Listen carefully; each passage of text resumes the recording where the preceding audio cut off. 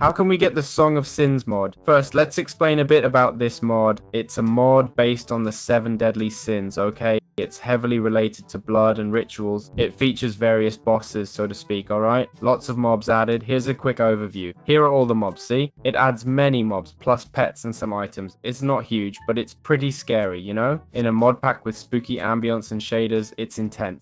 Though short, it has very interesting mechanics. Each deadly sin has a boss with unique mechanics, making this mod comprehensive and worth checking out. So how can we get our hands on it?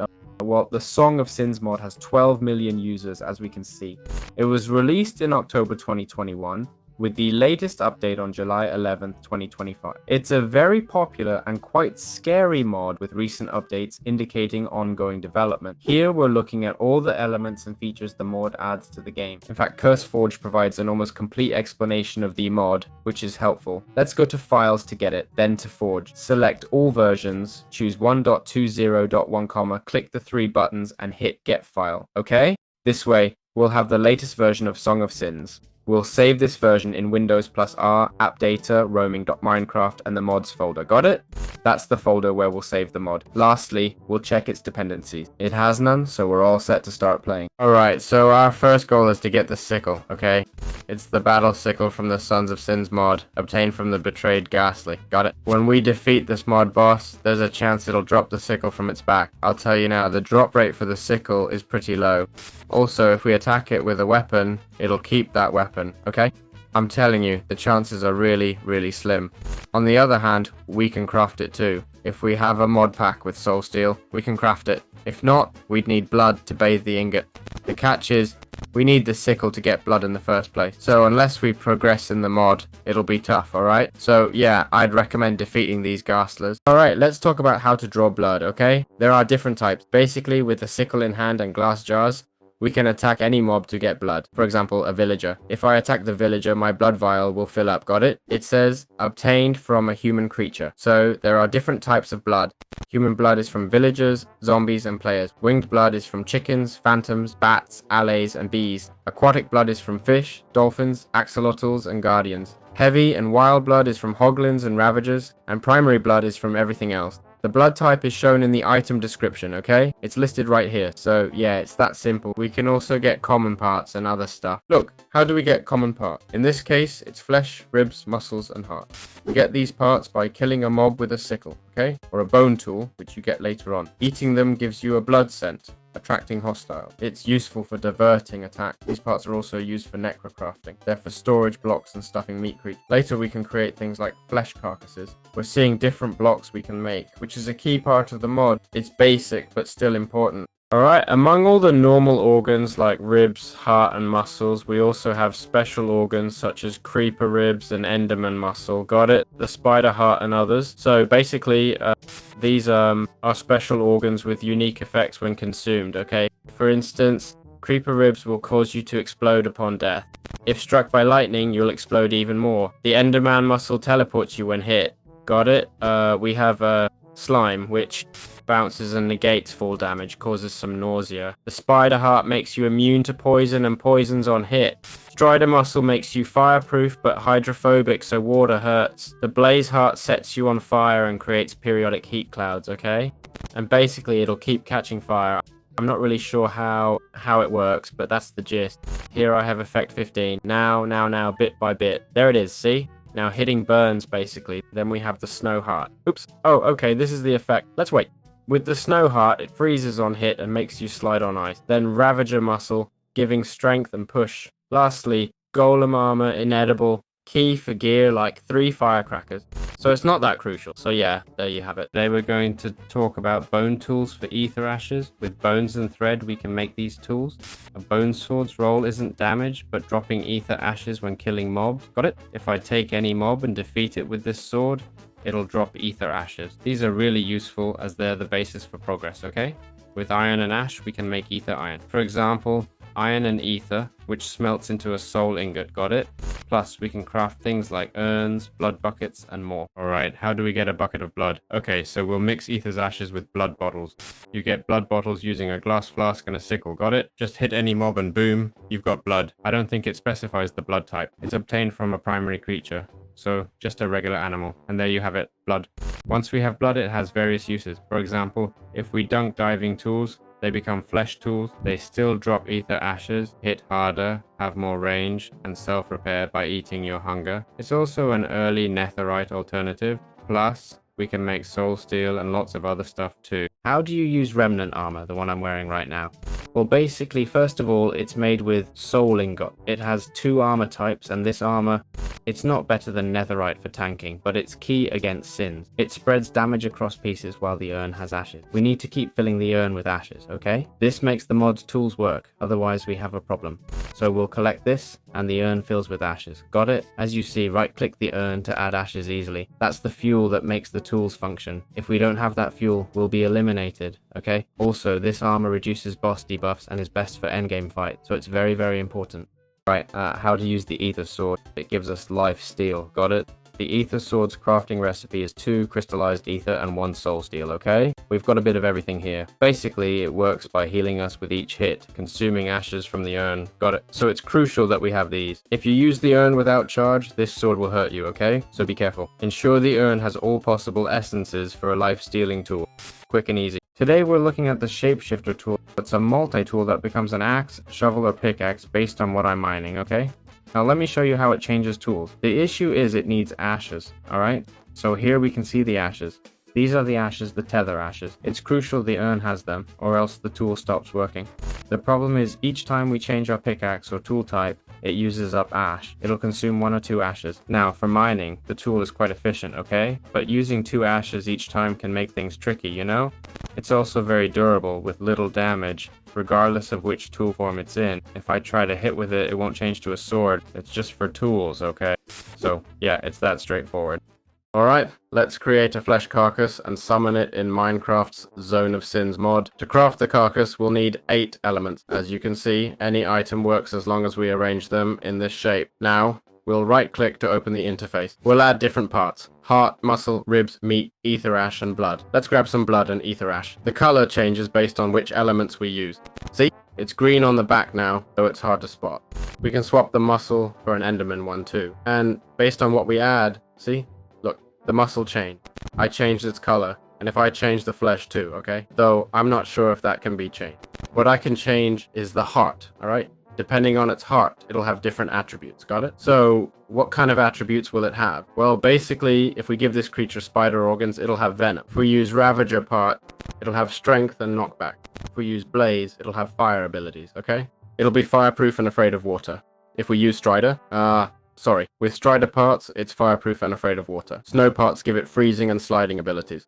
Golem parts give it resistance and fall protection. Lastly, with slime attributes, it'll split when it dies. We can even transport it in a bucket if we use Strider parts and such. Also, depending on the blood we use, okay? You know, there's primary, wooler, human, winged, aquatic, and heavy or wild blood. So this basically depends on the blood type. It'll change mobility, damage, utilities, and more. To summon this creature, we fill a blood bucket and throw it in. Watch the animation and boom, we have this champion. It's really fast. Here's one next to another so you can see how the body varies. So yeah, it's that simple. Right, how can we summon the deadly sins in Sons of Sin? Well, basically, the first and most common method is we go to a blood pool with full health and simply start taking damage, okay? Theoretically, after being here for a while, we should start taking damage. There it is, see? You see this creature here? It's going to start attacking me. And after some time passes, what's going to happen is, there it is, a sin will appear, okay? Let's teleport. A sin will appear, in this case. Well, it just destroyed everything, I think. Oh, never mind. It's this one here, the Kelvin, okay? So the sin that appears is random, just so you know. As you can see, the blood is consumed. And well, there's method 2, which is sacrificing a villager instead of yourself. It's exactly the same. We put them in the blood bucket and sacrifice them, okay? There, the 7 deadly sins could appear, which we'll cover one by one later, but basically there's the prowler, the kelvin, envy that we got, the curse, lust, the butcher, wrath, the walking dead, sloth, and so on. And each one has a way to defeat it, okay? We'll cover that in more detail later, no problem. Alright, how to beat the prowler in the Sons of Sins mod. You know, once we summon a capital sin, this creature can appear. The prowler is fast, climbs walls, has 100 GP, is hard to hit, and evades easily, but its damage isn't high. The drop is, it's this one here, the riot hand, okay? It makes nearby mobs attack the hit victim, and deals 7 damage. Oh my god.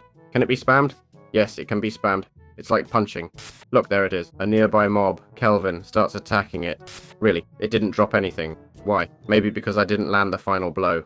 For strategy, keep vision clear. Use an ether sword to heal and control mobs while regenerating. It's crucial to use the mod's armor, okay? Without the mod's armor, things can get tricky. You'll take much more damage or die in one hit, got it? If I understand correctly. Anyway, be careful. The creature itself is quite strong, okay? Alright, let's talk about beating Kelvin, the cardinal sin of envy who's shaking an arm, okay? Basically, this creature has 560 health. It's slow, but very defensive, and hits hard in melee, got it?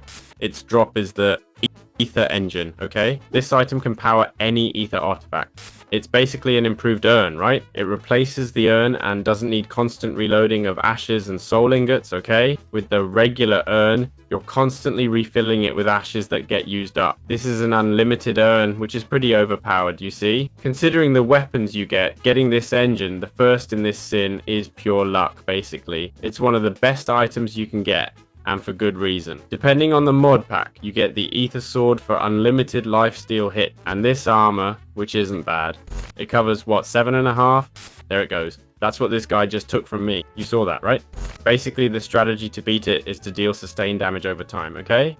Avoid long exchanges without healing, and use soul blocks for cover. I'm not sure if it means these ones here. Can it cross them, or we'll see now. Oh, it can definitely cross them. Oh my god. Maybe it's to slow it down, to slow the creature down. I'll tell you, it moves way too fast, okay? So there you have it. They've used them well, huh? Alright, how do we beat the curse? This creature here has 350 health, okay? It'll make us fly, levitate, and strip our armor. Got it? It forces range combat. It drops a cursed head, okay? If I search for head, it's this cursed head. See? It basically removes the enemy's armor pieces. The strategy? Use bow and crossbow. Anchor against levitation. To anchor, if it's making you float, get under a roof, okay? This way you avoid that. You can use the ether sword, but a power 5 bow is best. That's the way to go because look, it makes me levitate. I'll switch to survival to show you. It removes my armor, or rather breaks it. Well, it doesn't break it. Oh no, it just removes it, that's all. I think... Anyway, because... Oh yeah. It's taking it off, you see. And then it lets you fall. If you're skilled, you can use a water bucket, okay? A water bucket. Or I recommend feather falling, maybe the phantom potion too. If you're more advanced and have been to the nether, that's ideal. So there you have it. Alright, how to beat the butcher, the cardinal sin of wrath. Basically, he's very fast and aggressive. Let me show you. We'll make him attack this entity. Let's see if I can do it. Using the hand of riot. Let's see if I can do it, man. There he goes after it. Look how fast he moves, huh? This one, that... The butcher is this one with the split head. Look at that. That creature has 300 health. See how fast he took it down. He has 650 health, okay? His drop is this. Knife, right? It basically says the lower your health, the stronger you'll be, or the more damage you'll deal. Basically, it has 10 attack, 1.1 speed, it's a slow weapon, plus 1.5 entity reach. We're talking about this dealing around 20-something hearts, right? 20-something hearts? Yeah, 26. It'll also drop bloody bones, okay? The strategy is to avoid the shield as the only plan, got it? Since it breaks quickly. So, constant healing and kiting in open space. And it even generates explosions, right? Truth is, you've got little strategy against this beast. Look, this creature doesn't do much damage, but it's so fast, you know? Maybe use the ether sword for tanking. Yeah, not bad, huh? Use the ether sword, see the margin it gives me, and fighting in water isn't too bad either. Well, here comes another one. Another one's coming, man. They won't leave me alone. I'm switching to creative before they beat me. So, well, you had a pretty good idea there, huh? The ether sword is quite good against this, isn't it? Alright. How do we defeat Walking Bet, the sloth, in Sons of Sin? Basically, it's a mob that only moves when you're not looking at it. Use distance and patience. In theory, I'm looking at it now, so it shouldn't move, but well... Oh, there it is. Now I'm looking at it. See? Of course, since I'm in creative mode, it doesn't care. I'm in creative mode. Otherwise, this thing would come and beat me up, you know? Okay. And basically, it's one of the more manageable ones. Well, it's one of the more manageable ones. It's not showing me its health for some reason. It has 840 health, okay? It drops a conflict puppet that basically, or strifes, which lets us insert a special organ and use its ability as our own. Got it? It needs a charged urn and stuff. The strategy is to alternate your gaze to reposition it, keep a safe distance, and finish it without sword hit. If I get too close, as you can see, it takes quite a bit from me, alright? Nothing. It's a boss that makes no sense. Just look at it, hit it, and that's it, okay? I mean, until its health is completely depleted, it's just not... Look, it's already lost 570. It's simply a matter of patience, alright? To show you the item, I'll grab it here, okay? Puppet of Strife, you can add an organ, right-click it. Now, for example, I'll generate some fire. Oh, well, something, I have fire resistance, see? Or I add a spider heart, now do I regenerate? Just like that, right? But I don't inflict poison. Well, a little bit, I guess. It's like having a portable beacon. It's not bad, but it's not great either. Not really a fantastic item, honestly. The regeneration trick is cool, huh? I'm not saying it isn't. Not sure if I can equip it, though. Let's see. If I can equip it, that's good. Okay, I can't equip it. Oh well. Alright, how can we beat Blood's Greed and Sons of Sins? Basically, this boss shoots blood balls that sink and suffocate you. I'll show you, see? It sinks me into the ground. Can you see it? Watch out, it sinks you down and throws you to the ground. It actually threw me into the void. Well, to be fair, this area was empty, so I fell further. Ah, I can't get up. Okay, now I can. We need to use blood bottles as ammunition. Sorry, its drop is the touch of greed. It's this one here, okay? Basically, it makes the enemy go through the floor. Got it? If I hit this, it sleeps for 2 seconds. The tool uses blood bottles. Strategy, quick tools, clear surface, attack from mid-range, okay? I think it's a mob that deals 540 damage, so you want to keep your distance. Let's see if it can hit me from here. We'll test it out. Oh, right, it can shoot at you. See that? Well, there you have it. This mob isn't exactly easy to deal with. Oh my god, what if I stand far away with a bow? Okay, we're pretty far now. Will it hit me? Let's see. It just tried to hit me there. It's below me, right? Where is it? It's there, but I can't see it. Well, if you position yourself around there... Whoa, but if it reaches down... And here, what do? You use the elytra wing. Without elytra, this mob's pretty tough, huh? Or maybe you get in the water. The bow strategy isn't bad, but it shoots so slowly. At this range, it's a bit excessive. Let's see, where is it? Come on, it's attacking me from here. Oh, it's attacking me from here. Look. See those balls with a height limit? Well, that could be a good point, right? Climb high enough so its attacks miss you. Sure, but we'd need to build a tall pillar. Look, you'll see, we're gonna do it. The thing is, it's partially covered. So this is the mob here. Okay, build a pillar. I'll tell you how high. Make a pillar, 32 blocks high. Alright, I think I'm safe here now. We've gone up about 40 blocks. Let's check. It's coming for me, but can't reach, right? No, it can't reach us. Now you can stand here and relax, okay? At 40 blocks high, you're safe to enjoy. And the creature has vanished, you see? We should clear the area for better visibility. The mob's completely gone, not sure where. Don't tell me it despawned. Ah, looks like it might have despawned, huh? That's because my simulation distance is low.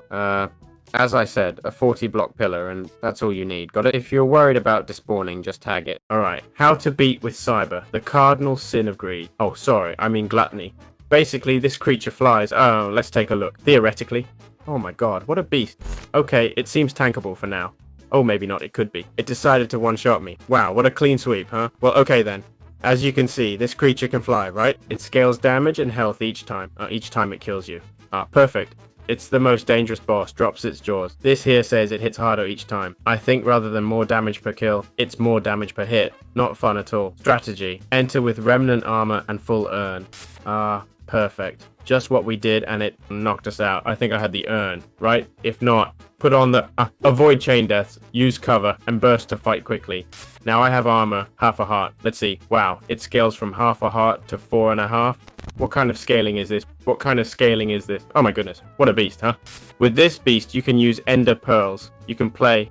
If I hide, this beast can come for me. Watch out, okay? I'm about to defeat the toughest beast in the whole mod. Let's see, I'll hide here. Put a block here. There, champion. Ah, perfect. It just went through the wall. Oh, right, because there wasn't... I'll cover myself well. Can it pass through 1x1 blocks? I don't think so, right? They wouldn't have done that, would they? If I'm covered like this, can it pass through? Right now, there's 1 block difference. My question is, does it pass through? No, God, it does. Ah, okay. Oh, wow, it does pass through. Yes, it does pass through. Yes. Oh, my God. Let's try...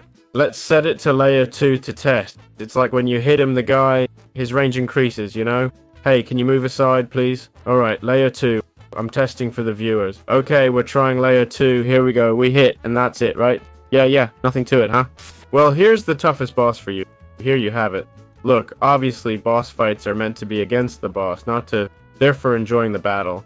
It's also true that, it's also true. The fight, by the 3rd hit, it's taking 20 hearts from you. Well, maybe we'll need to use some cunning, okay? Everyone can use their own tricks there. I'm very clear about it, you know?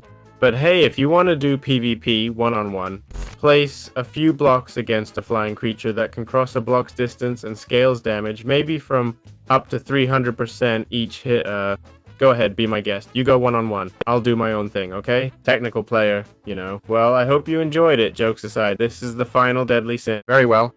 How do we beat Walking Vet Sloth in Sons of Sin? Basically, it's a mob that only moves when you're not looking at it. Use distance and patience. In theory, I'm looking at it now, so it shouldn't move, but well, I'm looking at it now, okay? Since I'm in creative mode, it doesn't care. I switched to creative, otherwise this thing would come and beat me up, you know? Okay. And basically, it's one of the more manageable ones. Well, it's one of the more manageable ones. It's not showing me its health. For some reason, I don't know. It has 840 health, okay? It drops a conflict puppet, which basically, or strides, which lets us insert a special organ and use its ability as our own, okay? It requires a charged urn and stuff. The strategy is to alternate your gaze to reposition it, keep a safe distance, and finish it without sword hit. If I get too close, as you can see, it takes quite a bit from me, okay? It's nothing, just a boss that doesn't make sense. You hit it while looking at it, that's all, okay? Basically, you keep going until its health is depleted. It's down 570. It's simply a matter of patience, alright? So you can see the item, I'll go grab it. It's this one here, okay? Puppet of Strife. You can add an organ, right-click, and insert the organ. Now, for example, I'm going to generate fire. Oh, well, no. Something happened. I have fire resistance now, see? Or I'll put in the spider heart. And now what? I've got regeneration, just like that, right? But I don't inflict poison. Well, a little bit, I guess. It's like having a portable beacon. Let's see, it's not bad, but it's not really a great item, honestly. I need regeneration to be cool, you know? I'm not saying it isn't. And I'm not sure if I can equip it. Let's see, if I can equip it, that's good. Okay, I can equip it. Oh, well.